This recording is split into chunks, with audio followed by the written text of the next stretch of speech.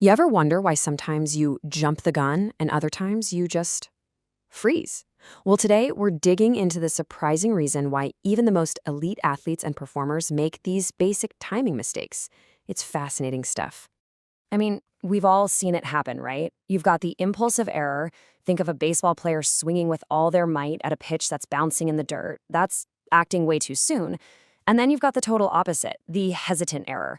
Picture a goalie who just stands there, totally frozen as the puck glides right into the net. That's a failure to act at all. They seem like completely different problems. So here's the big question. Are these actually different kinds of mistakes? Or are they just two sides of the very same coin? The answer, it turns out, tells us something really fundamental about how our brains actually give the green light for us to move. Okay, so here's how we're going to break it all down. First, we'll look closer at these two errors. Then, we'll trace how an action actually moves through the brain's pipeline. That's going to lead us to the most important piece of the puzzle, something called the clearance gate. And from there, we'll see how that one single gate can cause both problems, acting too soon and getting stuck. And of course, we'll wrap up with how we can actually master it. So first things first, the most important thing to get our heads around is that when someone swings too early or freezes up, it's not always a failure of skill. It's really a failure of timing. And to get why timing fails, we've got to understand that actions don't just happen instantly. Nope. From the moment you decide to do something to the moment you actually do it, information has to travel through what you could call an action pipeline. It's basically a three-step flow. First, you perceive what's happening. You see the ball flying towards you. Second, you decide what you're going to do about it. And third, you act. You send the command to your muscles to swing. Perceive, decide, act. That's the sequence.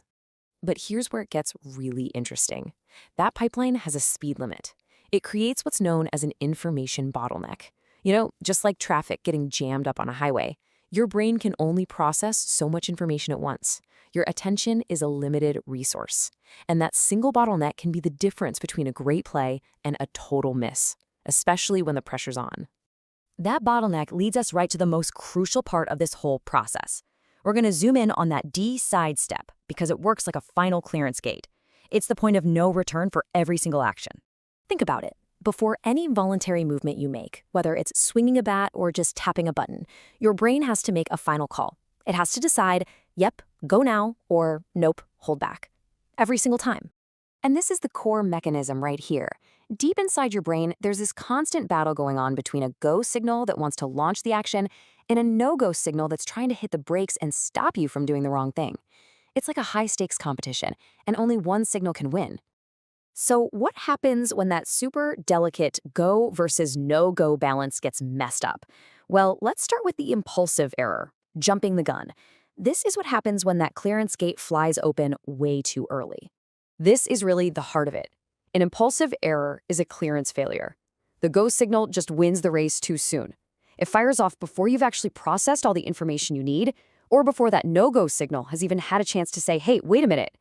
The gate opens and bam, the action happens, right or wrong. And to give you an idea of the insane speeds we're dealing with, your brain can actually send a correction to your muscles in as little as 60 milliseconds. That is ridiculously fast. It's faster than you can blink. It just shows you how fast this go-no-go battle is and how incredibly thin the margin for error really is. Okay, so now let's flip the coin and look at the total opposite problem, the hesitant error. This is when you get stuck, when that critical clearance gate just refuses to open at all. This is where we get into the actual neuroscience of choking under pressure. It turns out there's a kind of sweet spot for your brain to be in right before a movement. But when there's a huge reward on the line or just extreme pressure, that brain activity gets pushed past the optimal zone. You're too ramped up, and the whole system just seizes.